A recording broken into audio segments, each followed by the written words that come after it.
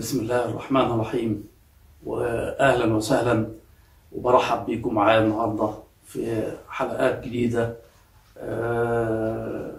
بعنوان أبطال العالم في الكاتا، واللي قلت سابقا إن أنا هسلط الضوء عليهم بعد انتهاء أولمبياد طوكيو 2020 واللي شفناها جميعا وشفنا النتائج بتاعتها وعرفنا أبطال العالم.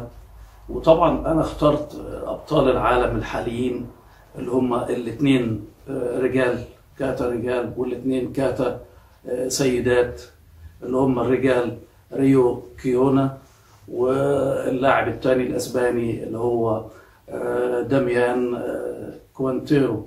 وبالنسبه للسيدات للكاتا فردي سيدات اللي هم ساندرا سانشيز واليابانيه اللي هي كيو شيميزو. طبعا الاثنين سيدات والاثنين رجال الابطال دول بينافسوا بعض بقالهم فتره كبيره قوي في بطولات العالم، ومنافسه شديده جدا بينهم.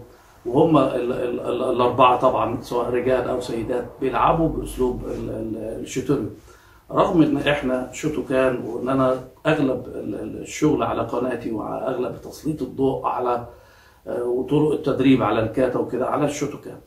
بس في الوقت الحالي طبعا هم ابطال العالم مسيطرين باسلوب الشوتوريو. وبطل العالم الحالي اللي هو ريو كيونا ده طبعا من جزيره اوكيناوا، ولعيب بطل من 2014 2015 هو بيحصل على بطولات عالم وبيثبت نفسه سنه عن سنه، وان هو من افضل لاعبي العالم في الفتره الحاليه.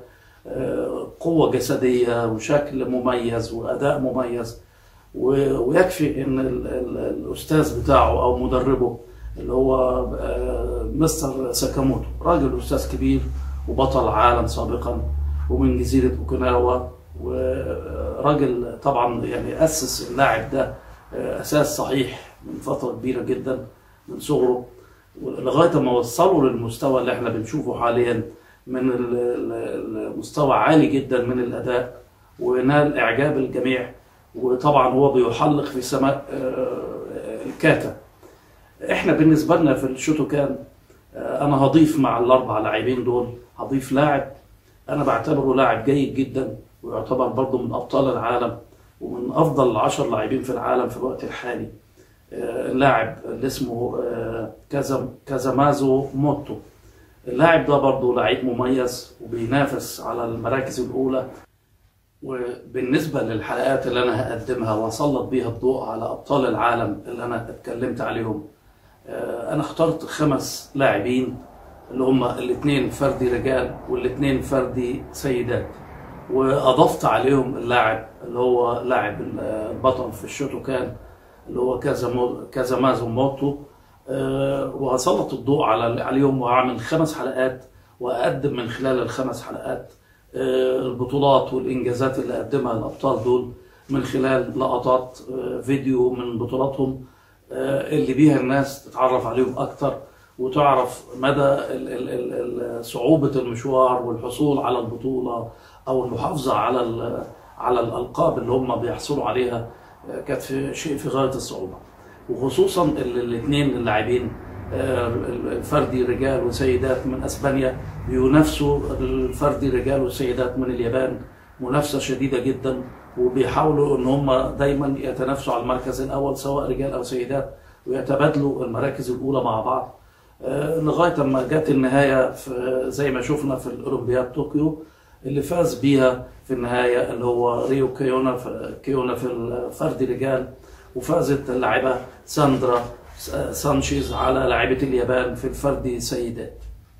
كانت كأنها مناصفة، يعني نتيجة عادلة جدا بين اليابان وبين أسبانيا في مجال الكاتا. وبالنسبة لحلقة النهاردة الحلقة الأولى هسلط الضوء فيها على اللاعب الأول اللي هو بطل العالم حاليا والمتربع على عرش الكاتا فردي واللي نال إعجاب الجميع في جميع أنحاء العالم اللي هو اللاعب ريو كيونا. الحلقة النهاردة هتكون عن ريو كيونا، هنسلط عليه الضوء وإن شاء الله يعني بحاول أعمل حلقات تانية عنه هو، خاصة عن البطل ده، ونسلط الضوء على المدرسة اللي بيتدرب فيها والنادي اللي بيتدرب فيه وأستاذه ومدربه مستر ساكاموتو، والتدريبات القاسية اللي هو بيتدربها لغاية ما وصل لبطولة العالم وللمستوى الجيد جدا اللي احنا بنراه عليه حاليا. أرجو الاستمتاع بالحلقة وإنها تنال إعجابكم إن شاء الله.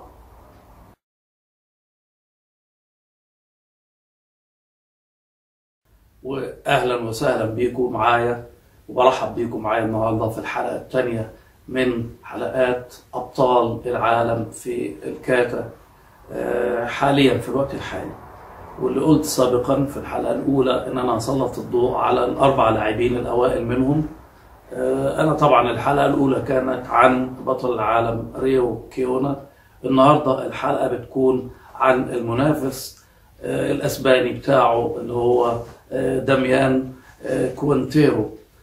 طبعا اللاعب ده لاعب ممتاز جدا، وحصل على بطولة العالم، وكان منافس قوي جدا لريو كيونا، وفضل يتبادل معاه بطولة العالم لأكثر من مرة سابقا، وطبعا لغاية ما تغلب عليه ريو كيونا. بس هو ما يمنعش ان هو لاعب ممتاز جدا وأداؤه قوي، ولاعب مميز وموهوب، وبيتدرب تدريبات عنيفة جدا، وصاحب مشوار طويل من الكفاح على يعني لغاية ما وصل للنجاح اللي هو وصل ليه.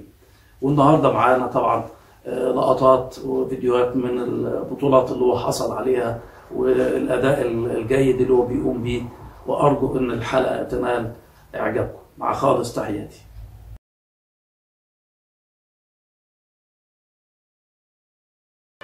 Against the double world silver medalist. 8 Karate One Premier League wins under the belt of Damian Quintero. 17 from Rio Cuna. Damian Quintero performs the kata first. His choice of kata is Super Empe.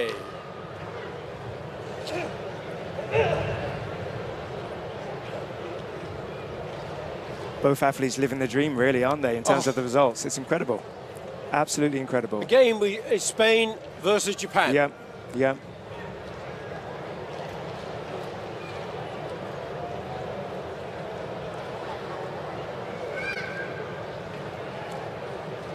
Olympic standing, second place. Karate One standing, second place.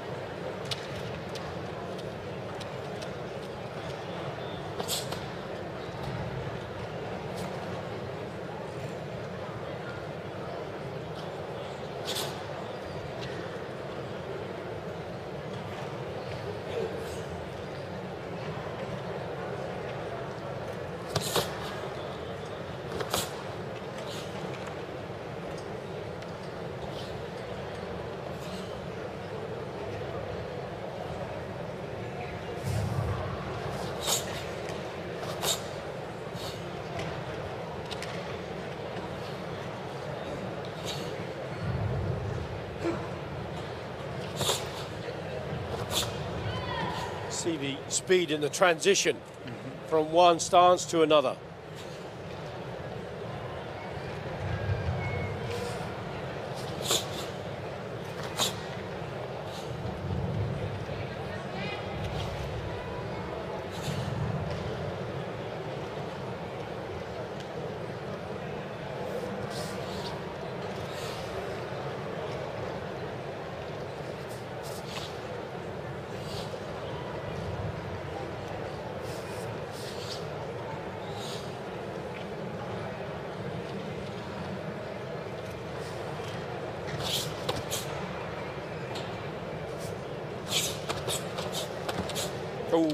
so fast, isn't it? And just that ability to maintain that stability throughout that speed, you know? It's not easy at all.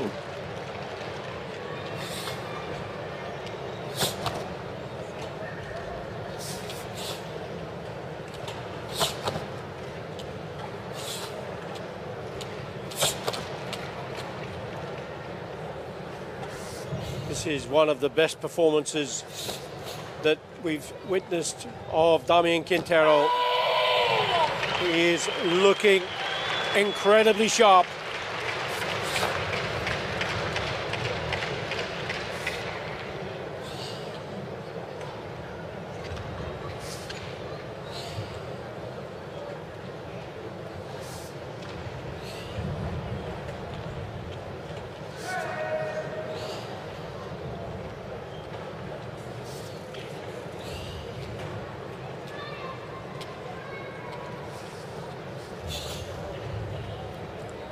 Watch the turn. Perfectly executed. Great performance from the Spaniard.